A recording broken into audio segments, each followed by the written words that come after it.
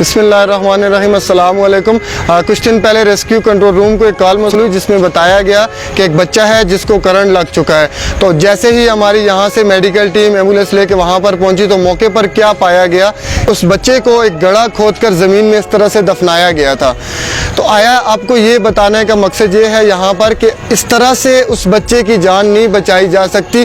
जब करंट लगता है तो इंसान का दिल की धड़कन या फिर सांस रुक जाती है, तो इस तरह से आप उसके दिल की धड़कन या सांस को बहाल नहीं कर सकते। तो ये तरीका टोटली गलत है, इस तरह का कोई तरीका नहीं अपनाना। तो आज आपसे इसी बारे में बात होगी कि हम इस पेशेंट को CPR के ज़रिए कैसे इसको वापस इसकी सांस को और दिल की धड़कन को बहाल कर सकते हैं। इस तरीके से ये जो तरीका था मट्टी में दफनाने का, इससे उस पेशेंट की जान बच तो नहीं सकती, अलबत्ता हाँ इस पेशेंट की जान आप ज़ाया कर रहे हो इस तरह से। तो ये तरीका टोटली गलत है। अब हम इसके बाद आते हैं कि आपने उस पेशेंट को फ़र्स्ट एड क्या देनी है।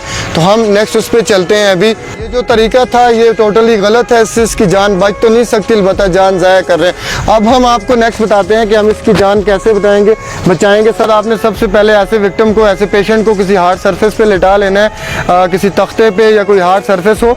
उसके बाद आपने इस बंदे की धड़कन और इसकी सांसें चेक करनी आया, इसकी धड़कन या इसकी सांसें चल रही हैं। तो ये विक्टिम इस वक्त इसकी ना धड़कन है ना इसकी सांसें चल रही हैं। तो हमने मसनूई सांस या मसनूई धड़कन इसको किस तरह से देनी है, सबसे पहले अपने बॉडी की मदद से आपने इसकी एयरवे क्लियर करवानी है, इसके हैंड को मोबिलाइज करवा के।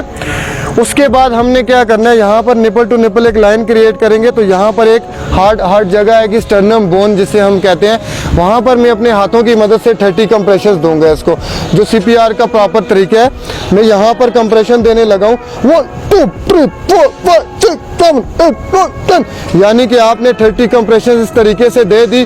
उसके बाद मैंने इस बंदे की चिन लिफ्ट करके इसकी एयरवे क्लियर करते हुए, यहाँ पर अगर आपके पास कोई रुमाल है या CPR मास्क दस्तयाब है तो आपने रख के माउथ टू माउथ इसको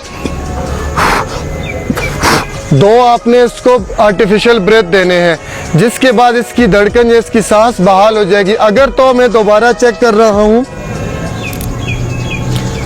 दोबारा चेक करने से मुझे पता चला कि इसकी ना धड़कन बहाल हुई ना सांस बहाल हुई, तो मैंने यही CPR का अमल दोहराते रहना है जब तक कि कोई मेडिकल टेक्नीशियन आपके पास ना पहुंचाए या फिर ये बंदा हॉस्पिटलाइज ना हो जाए। आपने इस अमल को दोहराते रहना है।